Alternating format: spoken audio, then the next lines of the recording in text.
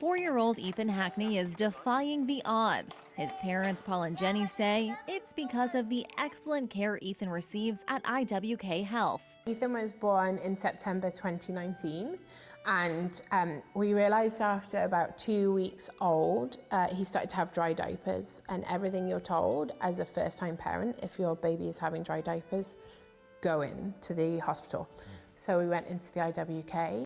While navigating the challenges of being new parents, Paul and Jenny were scared about what was happening with their newborn, but found comfort knowing they were in the best place. Ethan had a condition that we see. It's our most common condition in newborns that requires surgery. It's called pyloric stenosis.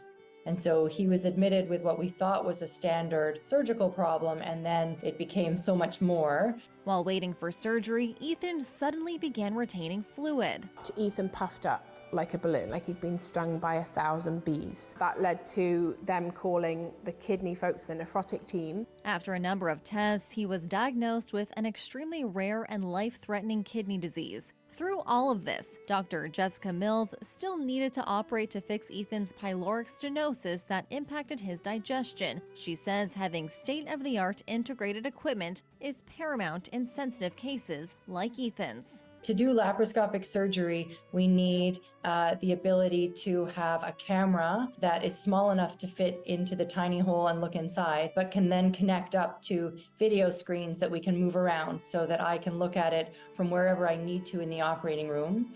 We also need to be able to put gas into the belly to give us just enough pressure, but it has to be very carefully modulated, because with a little baby you can only add a little bit of gas. A bigger kid you need much more. So the specialized equipment can sense how much pressure it's got and then adjust to make sure that we're not giving too much pressure in a little baby like Ethan was. It's that quality of care that Paul and Jenny are eternally grateful for.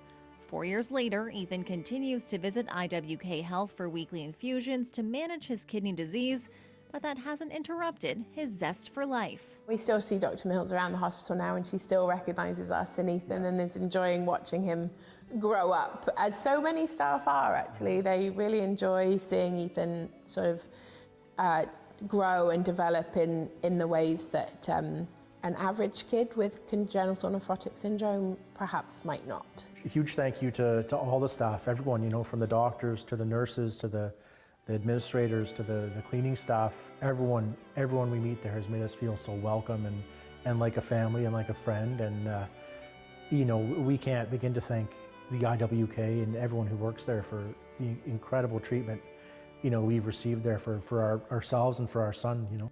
Paul and Jenny love watching Ethan grow, learn, and play, and they know that when the time comes for Ethan to have a kidney transplant, the team at IWK Health will be there for them, as they always are.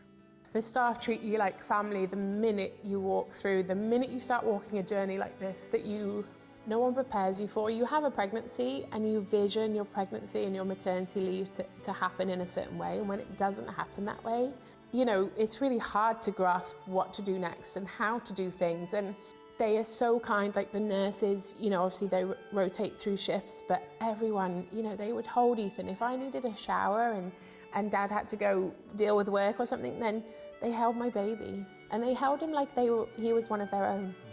And that was from the moment we were admitted, and it felt so wonderful, and I trusted them with my baby's life. Creating special bonds between care providers and families, the Hackneys say it's important to support IWK Health so that our women and children will always have access to world-class care. Just about everybody knows someone in their lives who's had to spend time at the IWK. That level of care I don't think would be possible without donations from the community.